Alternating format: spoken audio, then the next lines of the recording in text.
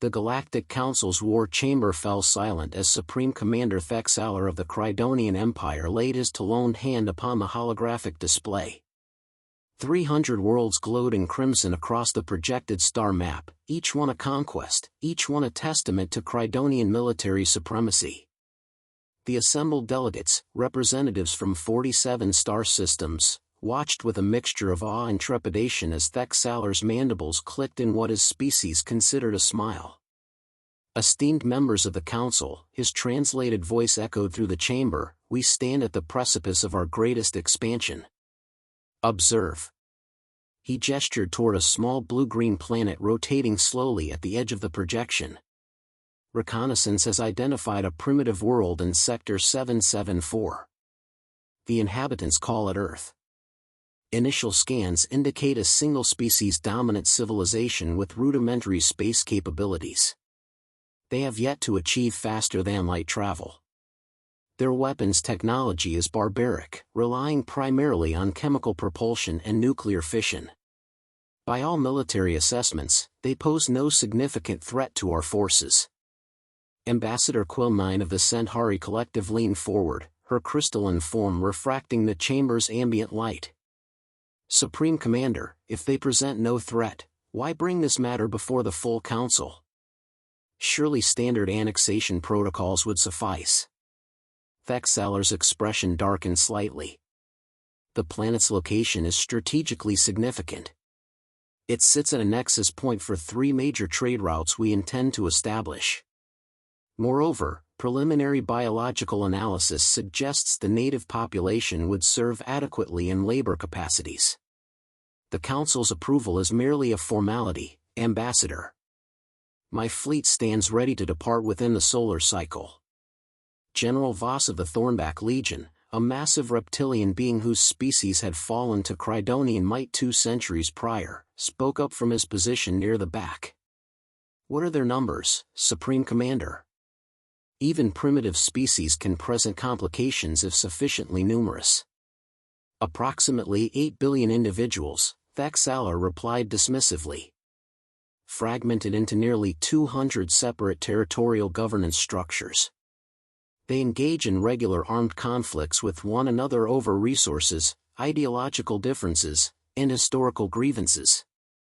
Our strategists predict they will be unable to mount unified resistance. We anticipate complete subjugation within 30 of their planetary rotations. The Council murmured their approval. It was, after all, a familiar story. The Crydonians had perfected the art of conquest over millennia.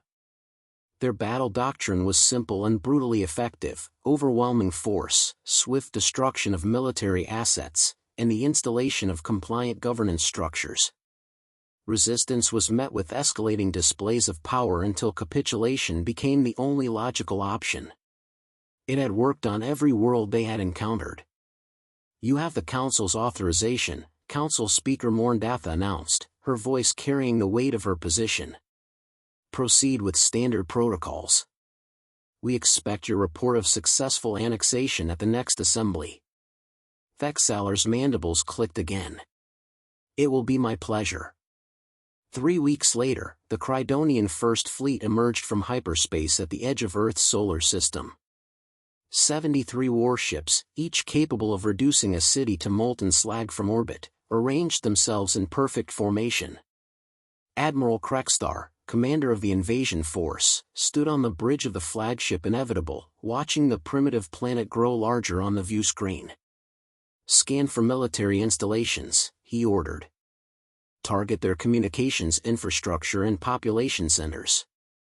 We'll broadcast the terms of surrender in all major languages simultaneously. Sir, we're detecting multiple orbital objects, his sensor officer reported. Crude satellites, space stations. Nothing armed, nothing that poses a threat to our vessels. Ignore them unless they attempt hostile action, Krexstar said. Communications, are you ready? Yes, Admiral. Translation matrices are prepared for 127 distinct languages identified in their broadcast signals. Transmit on all frequencies. Across Earth, every screen, every radio, Every device capable of receiving a signal suddenly carried the same message. The Crydonian transmission was blunt: humanity had one planetary rotation to surrender completely. Failure to comply would result in the destruction of major population centers. Resistance would be met with annihilation. They were to dismantle all military forces, prepare for the arrival of occupation administrators, and accept their new position within the Crydonian Empire. In the emergency session of the United Nations, pandemonium reigned. Delegates shouted over one another, some calling for immediate surrender, others for defiance. The military capabilities of the alien fleet were analyzed and reanalyzed. Every simulation reached the same conclusion: Earth's armed forces stood no chance in a direct confrontation. The alien ships possessed technology centuries beyond human achievement. Their weapons could strike from orbit with impunity. Their shields were impenetrable to anything in humanity's arsenal. General Saracen of the United Earth Defense Coalition stood before the assembly, her expression grave but resolute. "Ladies and gentlemen, I will not sugarcoat our situation.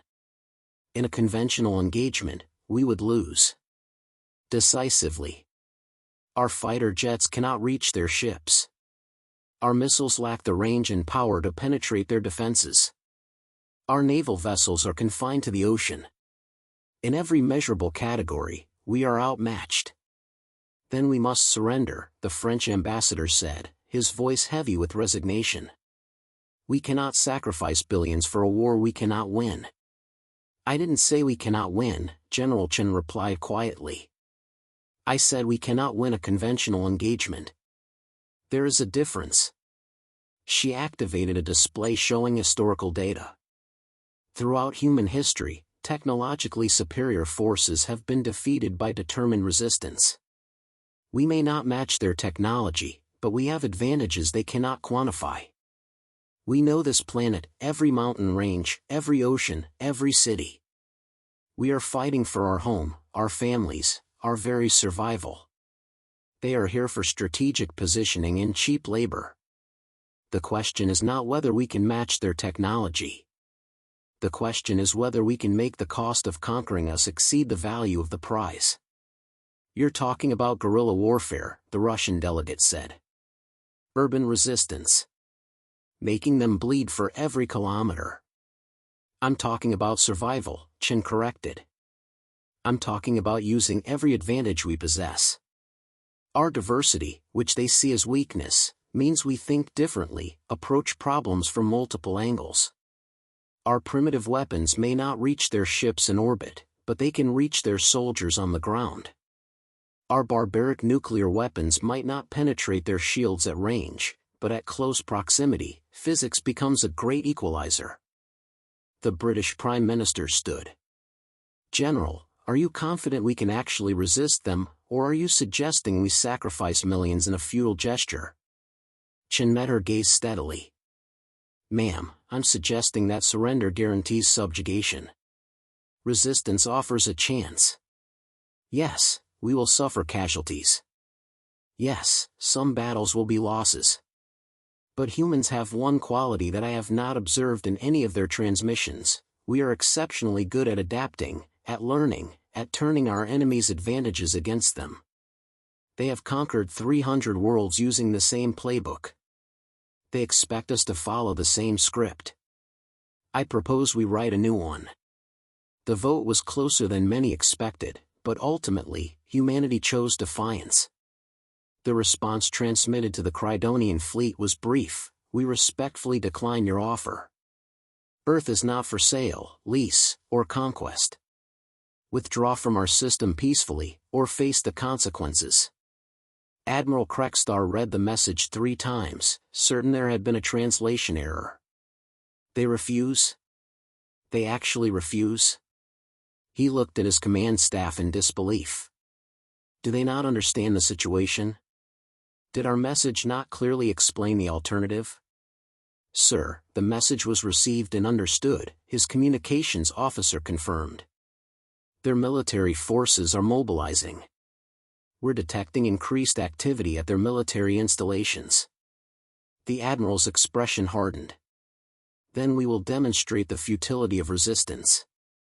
Target their largest population center, this Tokyo.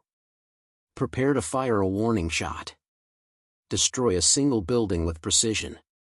Let them see what defiance costs. The beam lanced down from orbit, a spear of coherent energy that should have vaporized a skyscraper in the heart of Tokyo. Instead, it dissipated against a shimmering field that appeared moments before impact.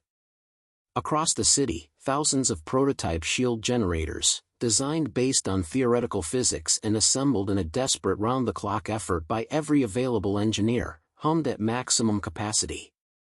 The technology wasn't perfect.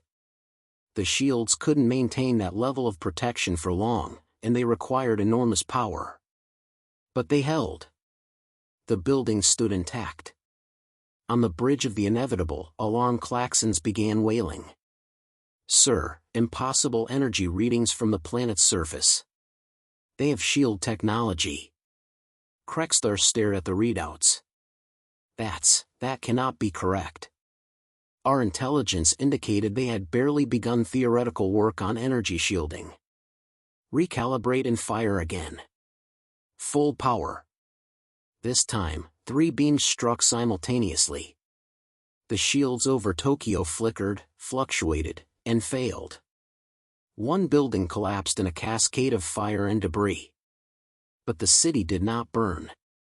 The shields had bought time for evacuation. What should have been thousands of casualties numbered in the dozens. Sir, we're receiving multiple launch signatures from the planet's surface, the tactical officer reported. Hundreds of projectiles, possibly thousands.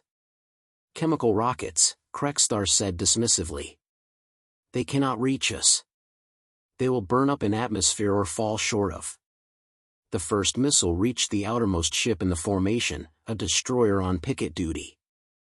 As predicted, it lacked the velocity to truly threaten the vessel. But it didn't need to.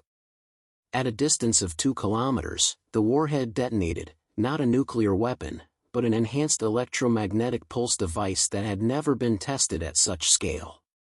The destroyer shields, calibrated to deflect kinetic and energy weapons, offered no protection against the cascading electrical surge. Systems failed across multiple decks. The ship went dark. Then the second wave arrived. Kinetic kill vehicles, simple rods of tungsten accelerated to hypersonic speeds, slammed into the disabled destroyer.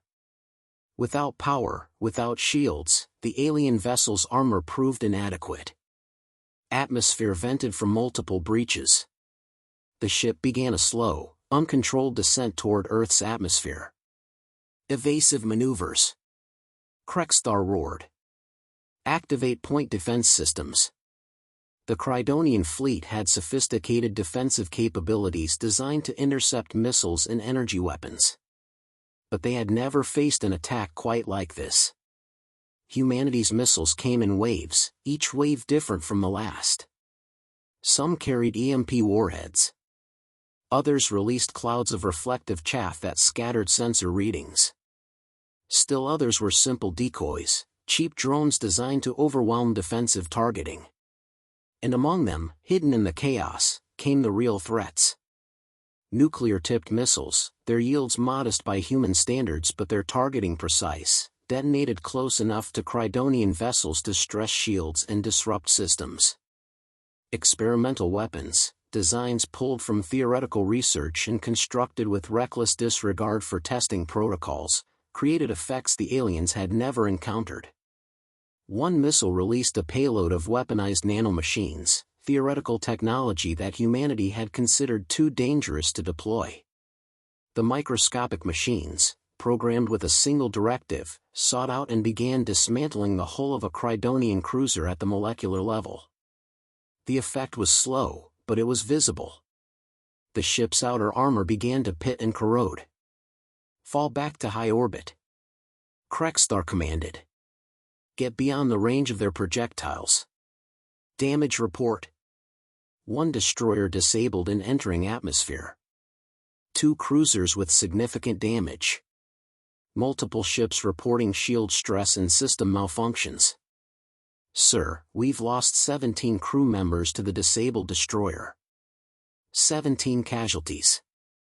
In the opening moments of a conflict that was supposed to last 30 days with minimal Crydonian losses, humanity had drawn first blood.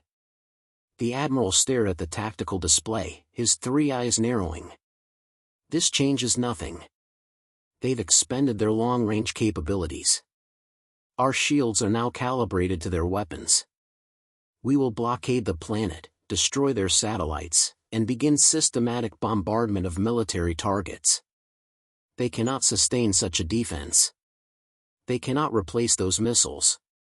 What Krextar didn't know, what his intelligence had failed to grasp, was that humanity's industrial capacity, when fully mobilized for war, was extraordinary. Every factory, every manufacturing center, every 3D printer and assembly line had been red-asked. The missiles that had struck the Crydonian fleet were first-generation weapons, assembled from existing stockpiles and available materials. Even as the Admiral formulated his strategy, the second generation was rolling out of production facilities across the planet. More concerning for the Crydonians, humanity was learning. Every sensor reading from the engagement, every scrap of data about alien shield frequencies and armor composition, was being analyzed by thousands of scientists and engineers. The aliens' technology was superior, but it was no longer mysterious. With each passing hour, humanity understood their enemy better. In a bunker deep beneath the Swiss Alps, Dr. James Okonkwo studied the holographic representation of a Crydonian shield generator, reconstructed from sensor data and spectral analysis. "It's elegant," he murmured. "More efficient than anything we've designed. But look here," he highlighted a section of the energy pattern, "there's a harmonic frequency in their shield oscillation. It's incredibly brief, probably considered negligible by their engineers. But for 0.003 seconds every 17 seconds, there's a fluctuation. A window." Colonel Maria Santos, liaison between the science teams and military command, leaned closer. "Can we exploit it? If we can time our weapons precisely enough, yes. We'd need to hit them in that exact moment. Miss by a millisecond, and the shields will deflect the strike. Our guidance systems can manage that precision. I have teams working on the modification now. Give me 48 hours. Across the planet, similar conversations were taking place. In Mumbai, engineers were designing heat-resistant drones capable of hiding in Earth's atmosphere and striking upward when Crydonian ships passed overhead. In Sao Paulo, chemists were synthesizing compounds that would corrode alien hull materials. In Beijing, programmers were developing cyber warfare tools to infiltrate alien computer systems. In Tel Aviv, physicists were building weapons that exploited quantum entanglement in ways the Crydonians had never anticipated.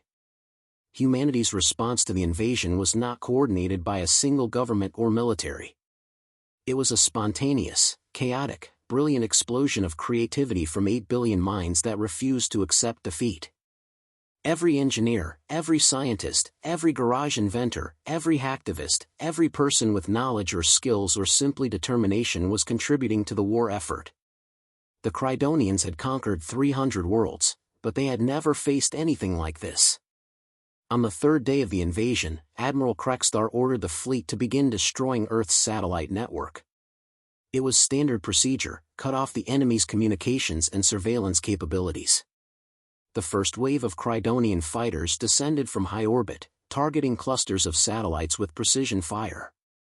What they encountered was unexpected. Many of the satellites exploded when fired upon, but not from structural failure. They had been rigged with explosives, turning each one into a shrapnel bomb. The clouds of debris expanded rapidly, and the Crydonian fighters found themselves navigating a deadly maze of high-velocity fragments. 3 fighters sustained critical damage. 2 pilots died when their craft were punctured by debris traveling at orbital velocities. The remaining satellites, meanwhile, were not merely defensive. Several of them had been modified to serve as weapons platforms. They carried no sophisticated alien technology, just simple railguns that accelerated ball bearings to extreme speeds. In the vacuum of space, a ball bearing moving at sufficient velocity became a devastating projectile. The satellites, their positions and velocities precisely calculated, began firing. A Crydonian fighter exploded when a bearing punched through its cockpit. Another spun out of control, its maneuvering thrusters destroyed. The pilots, trained and experienced in hundreds of combat scenarios, had never encountered an enemy willing to weaponize literally everything. "Sir, the satellite offensive has stalled," the tactical officer reported. "Recommend we withdraw the fighters." "Denied," Krekstar snapped. "Bring up the destroyers. Use point defense systems to clear the debris field, then systematically destroy every object in orbit." It took 6 hours. 6 hours of painstaking work to clear Earth's orbital space. The Crydonians succeeded, but the cost in time and resources was far beyond projections. And during those 6 hours, humanity was not idle. When the Crydonian fleet finally moved to the next phase of their attack, establishing positions for surface bombardment, they found the planet's surface obscured by thick cloud cover. Weather patterns had shifted dramatically, not through natural means but through deliberate manipulation. Humanity had seeded the atmosphere with compounds designed to create dense, persistent cloud formations. It wouldn't stop orbital bombardment, but it complicated targeting. "Use thermal imaging," Krekstar ordered. "Identify their military bases and population centers." The thermal scans revealed something bizarre. Hot spots appeared across the entire planet in seemingly random patterns. Thousands of them. Tens of thousands. Each one could be a military installation or a decoy. The humans had lit massive fires, activated industrial heating systems, and created false signatures everywhere. "Sir, we cannot distinguish legitimate targets from decoys with certainty. We could bombard for days and potentially miss actual military assets." The admiral's frustration was mounting. This was supposed to be simple. Overwhelming force. Swift capitulation. Instead, 3 days had passed, and he had yet to establish orbital superiority, yet to begin ground operations, yet to force the humans to accept the inevitable. "Prepare the ground forces," he finally ordered. "We will land in force, secure strategic locations, and demonstrate our superiority face to face. Once they see our soldiers, once they understand they cannot hide behind clouds and debris fields, they will break."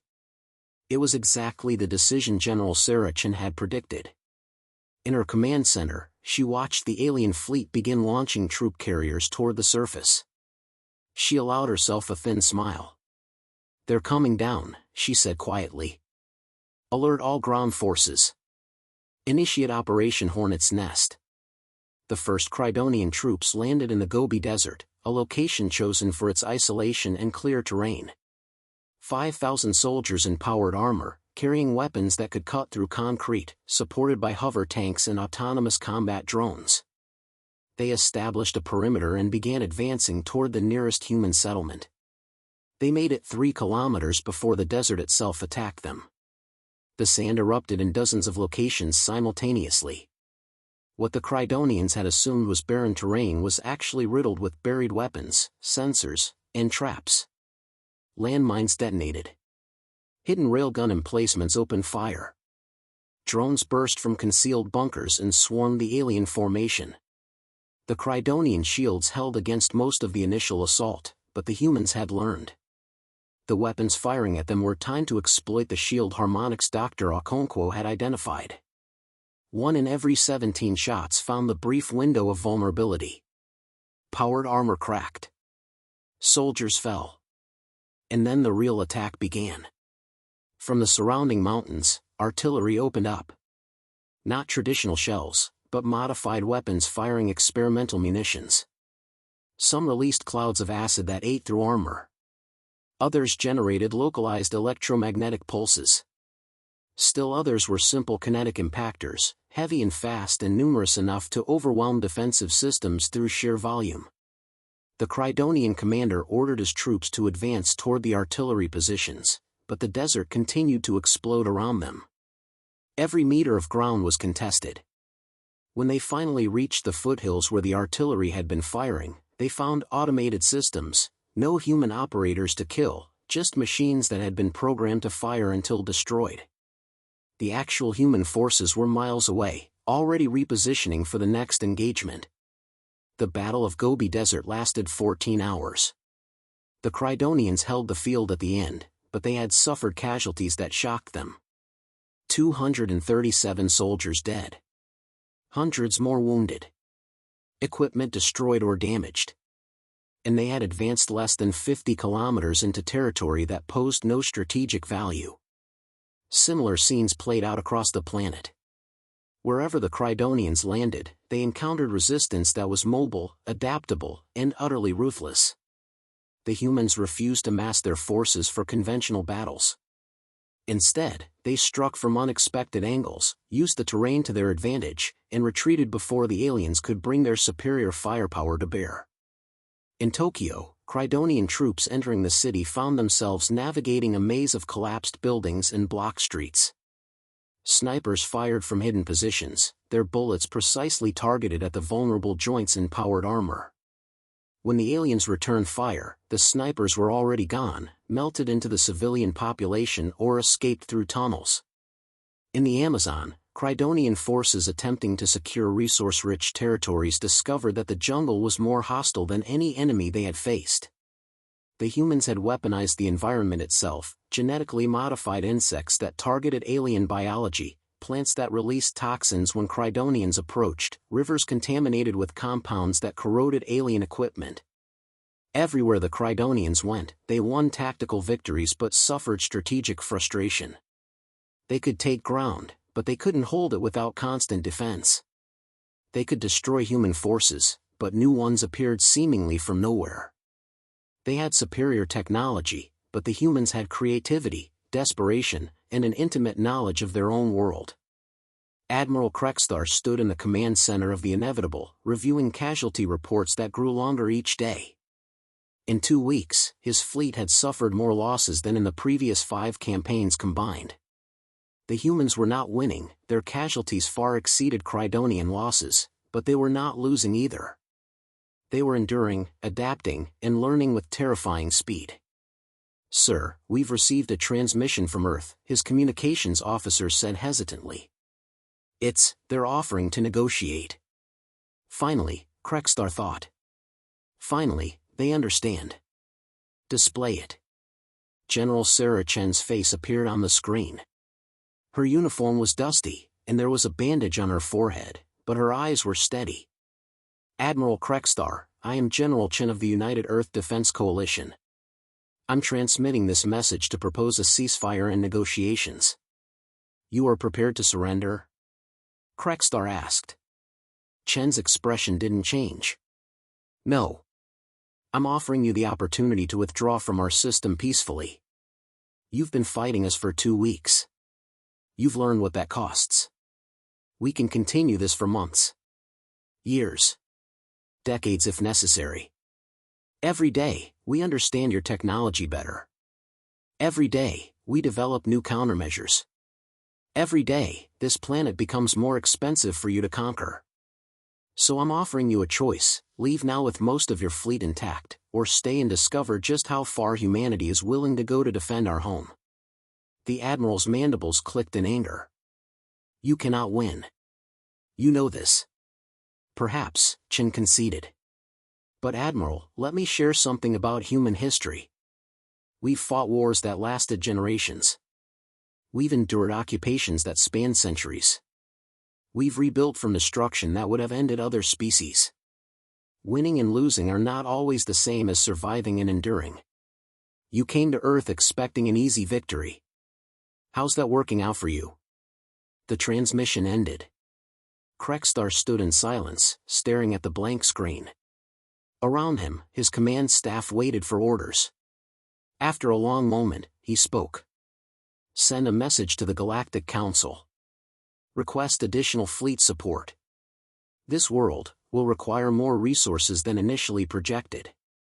What the Admiral didn't say, what he barely acknowledged to himself, was the thought that troubled his sleep: what if additional resources are not enough? The Galactic Council's emergency session convened with an urgency that hadn't been felt in decades. Supreme Commander Thexaler stood before the assembly, his posture no longer radiating confidence but rather a tense wariness that unsettled the gathered delegates. The holographic display behind him showed Admiral Krextar's latest casualty reports, and the numbers spoke a language every species in the chamber understood. This was not going according to plan. 3 weeks, Ambassador Quilnine said, her crystalline form pulsing with agitated light. Supreme Commander, you assured us this annexation would be completed in 30 planetary rotations. Yet your forces have not secured a single population center. Worse, your casualty rates are approaching levels we have not seen since the Varnoth Rebellion. Thexaler's mandibles twitched irritably. The humans possess capabilities our reconnaissance failed to identify. They have demonstrated rudimentary shielding technology, sophisticated guerrilla tactics, and a willingness to weaponize their entire planetary infrastructure. However, these are merely complications, not insurmountable obstacles. With reinforcements. Reinforcements? General Voss interrupted, his massive form leaning forward. Supreme Commander, the concern is not whether you can conquer this world with additional forces. The concern is why you need them at all. A primitive species should not require the deployment of multiple fleets. Council Speaker Morndatha raised her hand for silence. The Council must consider the broader implications. Supreme Commander, your report indicates the humans are adapting to Crydonian military doctrine at an unprecedented rate. Explain how this is possible. Thexaler activated a series of recordings from the battlefield. The Council watched in stunned silence as human forces employed tactics that evolved almost daily. Early engagements showed crude but effective ambushes. Later footage revealed sophisticated coordination, weapons specifically designed to exploit Crydonian weaknesses, and strategic thinking that demonstrated deep understanding of alien capabilities. They are learning from every engagement, Thexaler admitted. Our intelligence division believes they have multiple independent research groups analyzing our technology simultaneously. Unlike species we have previously encountered, humans do not have a centralized scientific authority. Thousands of separate teams are developing countermeasures in parallel. When one approach fails, another succeeds. The pace of their innovation is unprecedented.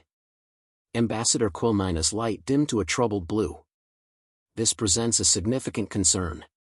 If a pre-FTL species can adapt this rapidly to our military technology, what does that suggest about their potential once they achieve full spacefaring capabilities? The chamber fell silent. It was a question no one wanted to answer, because the implications were deeply unsettling. The Galactic Council maintained stability through a careful balance of power. The Crydonians served as the military arm, feared for their might but controlled through economic and political dependencies. Other species contributed resources, knowledge, or diplomatic capabilities. The system worked because everyone understood their role. But humanity fit no established category. They were aggressive and cooperative simultaneously. They fought each other constantly but unified against external threats. They possessed no single government, no unified culture, yet they could coordinate on a planetary scale when survival demanded it. They were scientifically primitive but intellectually formidable. They were, by every metric the Council had developed over millennia, an anomaly. The reinforcements are approved, Morndatha finally declared. However, Supreme Commander, the Council expects a revised strategy. Clearly, standard annexation protocols are insufficient. We cannot afford to lose face by failing to subjugate a single primitive world. The political ramifications would undermine our authority across all territories. Thexaler bowed stiffly. The second and third fleets will join the invasion force. Admiral Krextar will implement total warfare protocols. If the humans will not surrender, we will eliminate their capacity to resist through systematic destruction of all industrial centers, infrastructure, and military capabilities. What we cannot conquer intact, we will conquer in ruins. 246 warships now orbited Earth, the largest Crydonian battle group assembled in a generation. Admiral Krextar studied the deployment with grim satisfaction. Whatever tricks the humans possessed, whatever adaptations they had developed, surely they could not withstand this magnitude of force. Begin Operation Glaciation, he commanded. Target all major manufacturing centers simultaneously. Power plants, factories, research facilities, transportation hubs. Reduce them to rubble. Without the ability to produce weapons, the humans will have no choice but to surrender or starve. The bombardment began at 0400 UTC. Energy beams and kinetic impactors rained down on industrial targets across 6 continents. In the opening minutes, 300 sites were struck. Factories exploded. Power grids failed. Centuries of human industrial development were being systematically erased. But General Sarachin had anticipated this escalation. The visible factories, the known power plants, the obvious military installations, these had been evacuated days ago. What the Crydonians were destroying were shells, deliberately left active to present tempting targets. The real manufacturing capability had been dispersed and hidden. In abandoned mines across Australia, 3D printing arrays churned out weapons components. In the subway tunnels beneath New York, engineers assembled drones in facilities the aliens couldn't detect through meters of concrete and steel. In underwater installations off the coast of Japan, scientists continued their research in laboratories the orbital scans couldn't penetrate. Humanity had learned from species that survived bombardment throughout history: distribute, hide, endure. More importantly, humanity had developed new capabilities during the 3 weeks of initial fighting. Dr. Okonkwo's team had done more than identify shield vulnerabilities, they had reverse-engineered fundamental principles of Crydonian technology.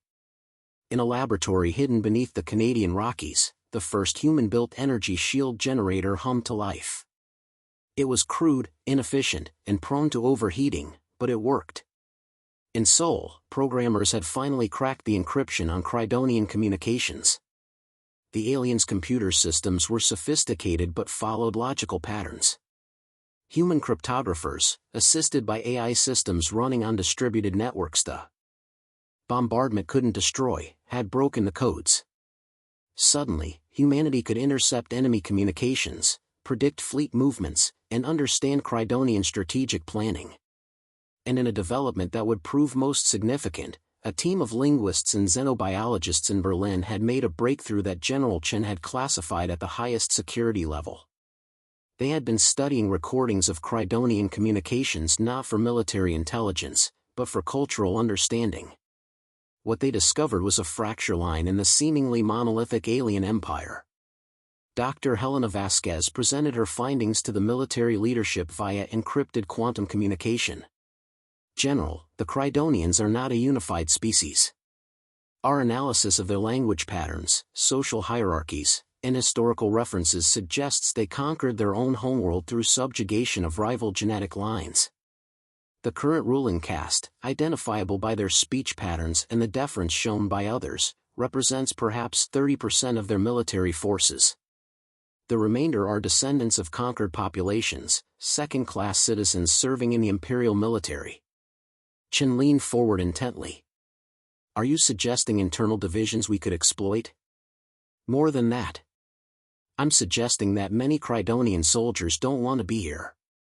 We've intercepted communications expressing doubt, fear, and resentment toward commanding officers. The lower castes are suffering the majority of casualties while the ruling caste directs operations from orbit. If we could communicate with them directly, if we could demonstrate that we understand their situation, we could drive a wedge into their command structure, Chen finished. Doctor, how quickly can your team prepare a communication that would resonate with these lower caste soldiers? We're already working on it. The next Crydonian ground assault targeted what orbital reconnaissance identified as a major refugee center, thousands of human heat signatures clustered in a valley in the Andes Mountains. It represented an opportunity to demonstrate overwhelming force and break human morale. 2 battalions deployed, expecting to find frightened civilians ready to accept occupation in exchange for protection. Instead, they found a trap. The heat signatures were decoys, simple thermal generators arranged to mimic human populations.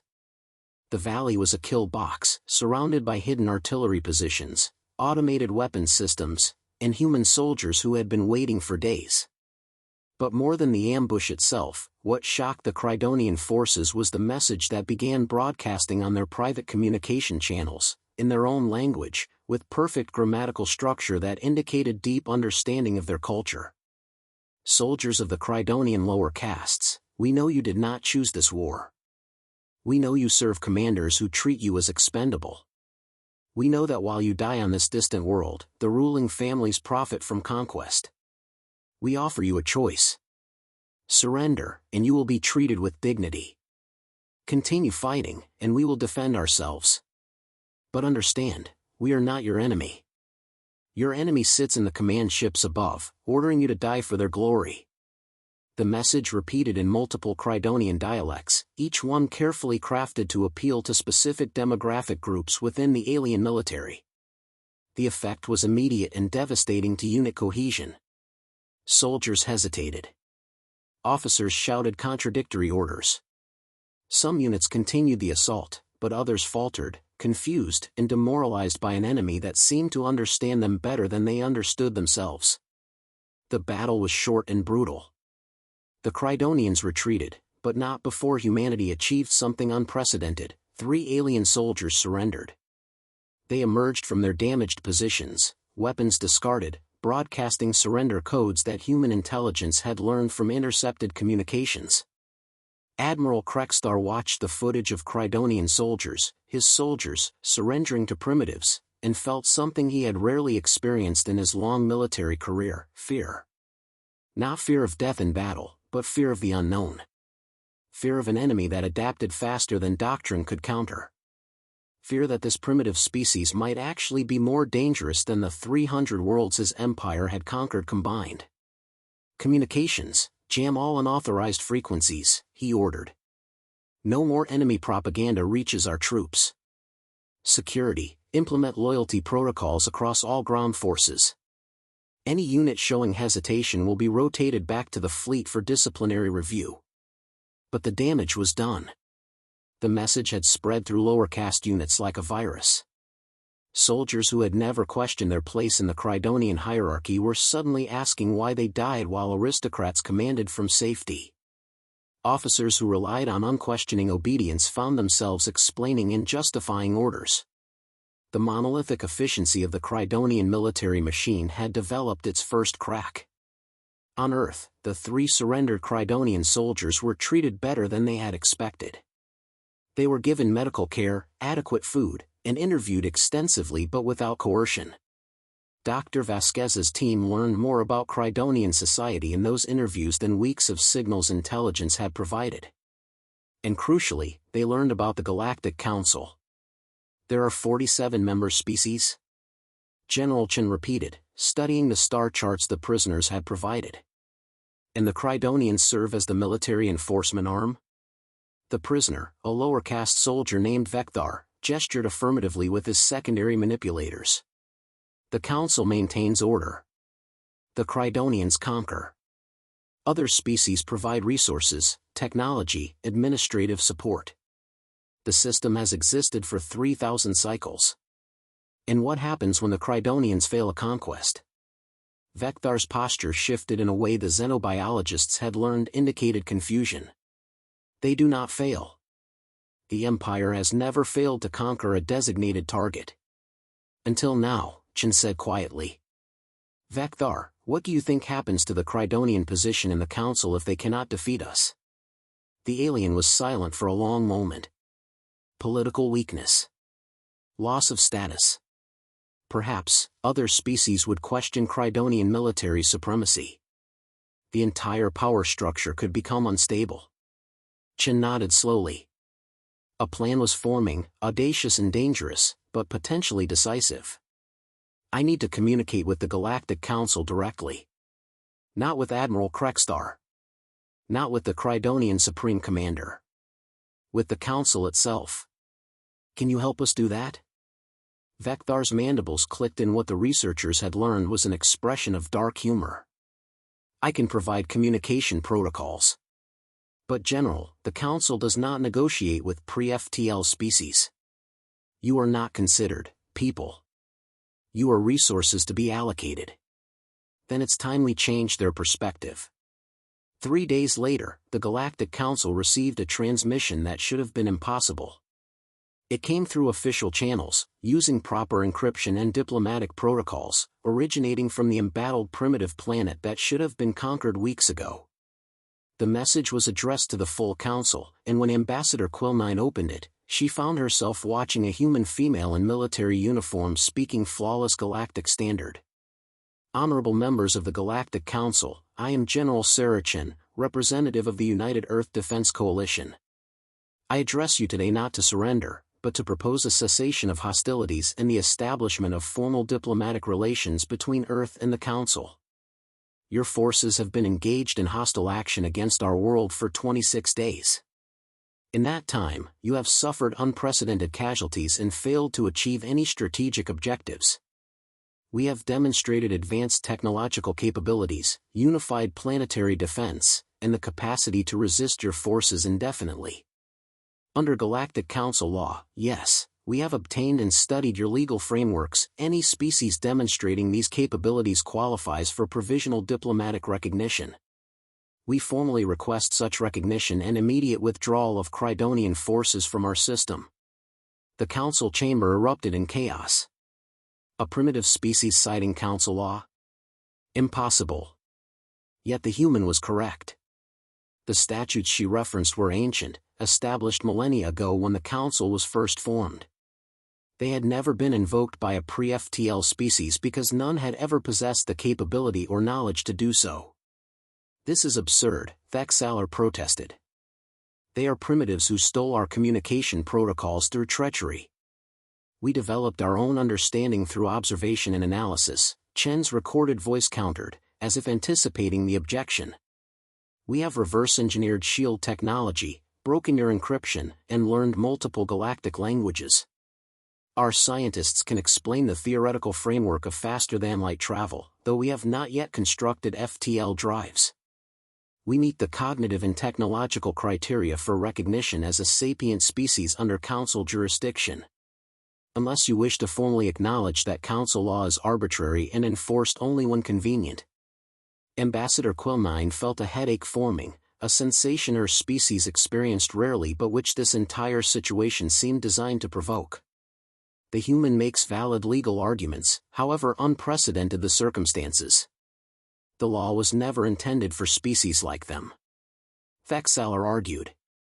The law states no such restriction, General Voss rumbled, and there was something in his tone that suggested old grievances. His own species had been conquered by the Crydonians. Perhaps he was not entirely displeased to see them frustrated. If we reject their petition based solely on our discomfort, we establish a precedent that council law is meaningless. Other species might question what other laws we ignore when inconvenient. Council Speaker Morndatha recognized the danger immediately. The Galactic Council maintained authority through perceived legitimacy. If they were seen as hypocritical, if their laws were exposed as tools of oppression rather than justice, the entire political structure could fracture. We will take the matter under advisement, she announced. Supreme Commander, order a temporary ceasefire while the Council deliberates. Thexalar's mandibles clicked in barely suppressed fury, but he had no choice but to comply. The ceasefire lasted 72 hours. During that time, furious negotiations occurred behind closed doors. Some council members argued for rejecting Earth's petition entirely, legal precedent be damned. Others, particularly species who harbored resentment toward Crydonian dominance, saw an opportunity to check imperial power. Still others, the pragmatists, calculated costs and benefits. Ambassador Quilnine found herself in the latter category. She requested a private communication with General Chen, which the human surprisingly accepted. General, may I speak candidly? Quilnine asked when the connection established. Please do. Your world cannot win a prolonged conflict. You know this. The Crydonians can bring additional fleets, can bombard your planet until the surface is uninhabitable. They have the resources to continue this war for years. You do not. Chen's expression remained neutral. That's a reasonable assessment, Ambassador.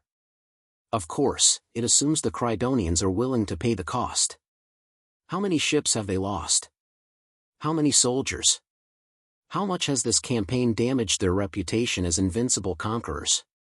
And perhaps most importantly, how many other species in the Council are watching and wondering, if primitives can resist the Crydonians, what could we do if we chose to resist?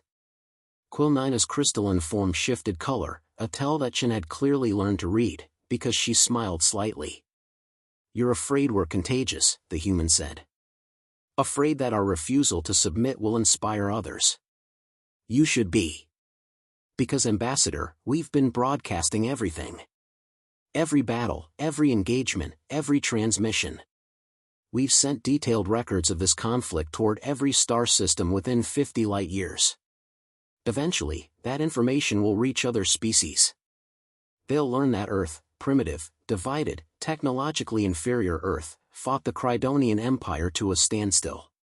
What do you think that knowledge will do to the Council's carefully maintained power structure?" The ambassador was silent for a long moment. "You are playing a dangerous game, General Chen. We're fighting for our survival. That tends to make one creative." When the Council reconvened, the vote was closer than anyone had anticipated, but the outcome was clear: Earth would receive provisional diplomatic recognition. Crydonian forces would withdraw from the Sol system. A neutral delegation would be dispatched to establish formal contact and negotiate Earth's potential integration into the galactic community. Supreme Commander Thexaler accepted the decision with barely concealed rage, but he was a realist. The war had become politically untenable.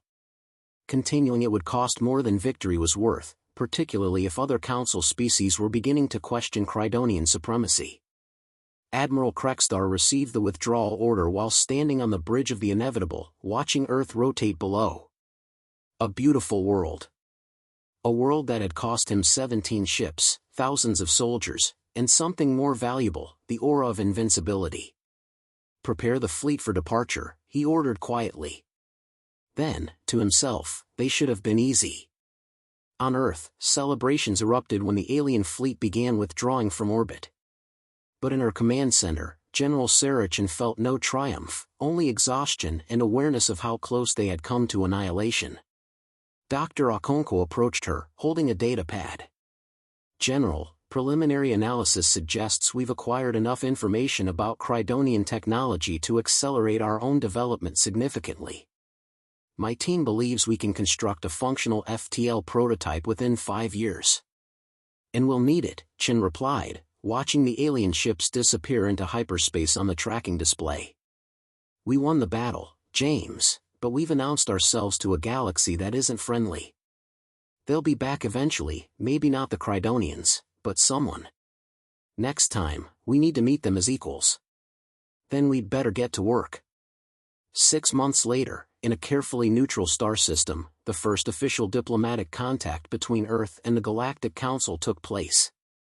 The human delegation arrived in a ship that was technically sublight but featured improvised shield generators and weapons systems that made several Council members uncomfortable. Ambassador Quilnine led the Council delegation. She studied the humans carefully, their confident postures, their evident intelligence, their barely concealed wariness. They were still primitives by galactic standards, but they were primitives who had changed the calculus of power. "Welcome," she said formally. "The Council recognizes Earth as a sovereign entity and humanity as a sapient species. We are prepared to discuss terms for your integration into the galactic community." The human ambassador, a diplomat named Ambassador James Okafor, bowed respectfully. "The people of Earth are honored by the Council's recognition. We look forward to peaceful cooperation, mutual exchange of knowledge, and collaborative exploration of the galaxy." However, he continued, and Quilnine noted the subtle shift in tone, "Earth will not accept tributary status, forced resource quotas, or restrictions on our technological development. We are willing to engage as partners, not subjects. We believe recent events have demonstrated our capacity to resist subjugation. We would prefer not to demonstrate it again, but we will if necessary." Around the conference table, Council members shifted uncomfortably. This was not how primitive species were supposed to behave. They were supposed to be grateful for recognition, eager to accept any terms offered. But humanity had already proven they didn't follow expected patterns. The negotiations lasted 3 weeks. They were contentious, frustrating, and unlike anything the Galactic Council had experienced. The humans demanded and received concessions that would have been unthinkable for a pre-FTL species months earlier. They insisted on technology exchange rather than one-sided transfer. They refused to provide exclusive resource rights to any council member. They maintained their right to develop military capabilities. In the end, an agreement was reached. Earth would join the Galactic Council as a provisional member with an accelerated path to full membership pending technological development. In exchange, humanity would share their research on rapid technological adaptation, the very capability that had allowed them to resist Crydonian conquest. Some council members grumbled that the humans had been given too much. Others worried about the precedent. But the pragmatists understood the reality. Humanity had forced their way to the negotiating table through sheer determination and innovation. Better to integrate them into the council structure than to have them develop as an independent, potentially hostile power. On Earth, the news was met with mixed reactions. Some celebrated the diplomatic victory. Others worried about the implications of joining a galactic civilization that had tried to conquer them. But most people simply returned to their lives, rebuilding what had been destroyed, advancing technology at an unprecedented pace, and preparing for whatever came next. In the Crydonian Empire, Supreme Commander Thexaler stood before a holographic display showing Earth's new status in the Council. Provisional member. Protected by Council law. Untouchable. He had conquered 300 worlds, but this one primitive planet had defeated him. Not through superior technology or firepower, but through adaptability, creativity, and sheer stubborn refusal to accept the inevitable. They expected easy victory, his aide observed quietly. Thexaler's mandibles clicked in bitter acknowledgement. And humanity changed the war. They changed everything. Across the galaxy, species that had been conquered or cowed by Crydonian might watched Earth's integration into the Council with intense interest. A primitive species had resisted. Had adapted. Had forced the mighty Galactic Council to negotiate as equals. The message was clear: the old order could be challenged. And in research facilities, military academies, and strategic planning centers across the Crydonian Empire, analysts studied the Earth campaign obsessively, trying to understand how they had failed. The reports all reached similar conclusions. Humanity possessed an unusual capacity for rapid innovation under pressure, a cultural diversity that generated multiple problem-solving approaches simultaneously, and a historical background of constant conflict that had honed their martial capabilities. But there was another factor, one that troubled Crydonian strategists more than any technological consideration.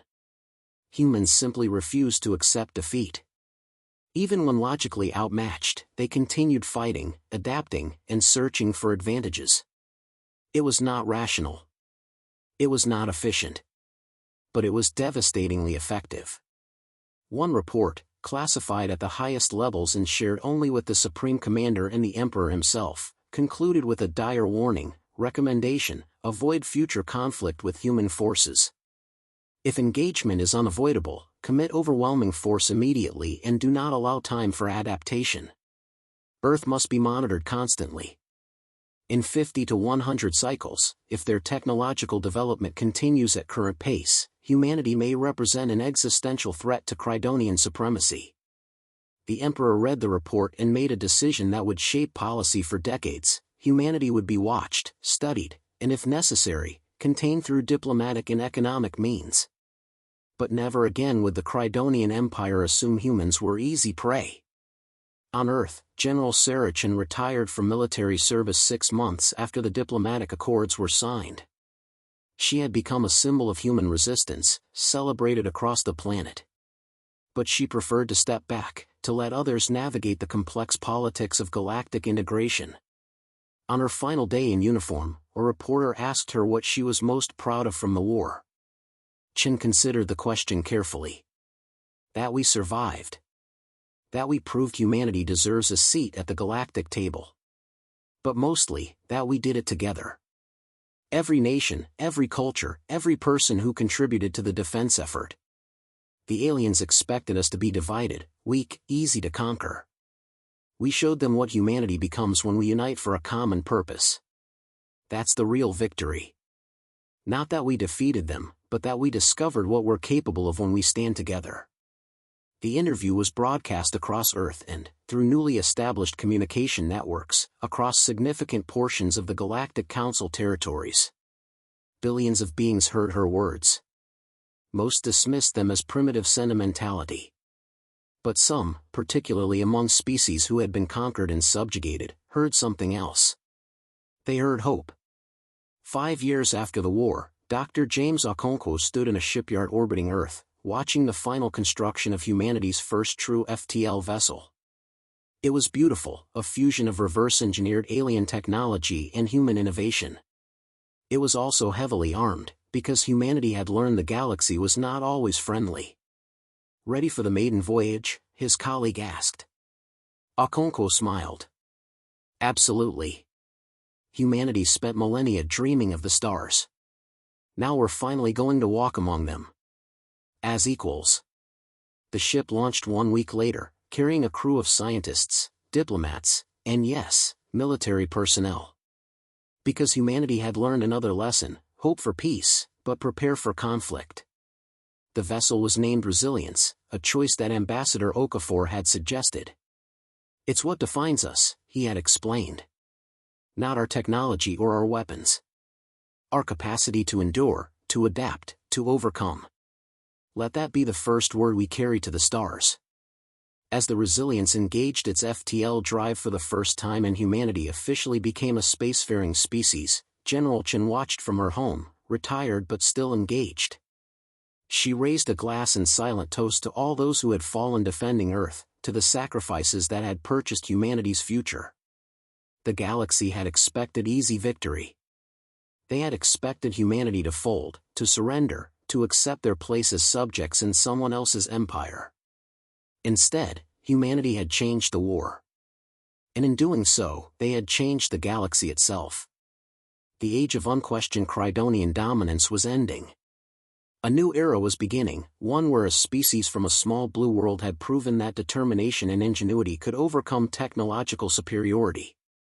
Where the so-called primitives had earned their place among the stars not through permission, but through sheer, stubborn, magnificent defiance. Humanity had arrived. And the galaxy would never be the same.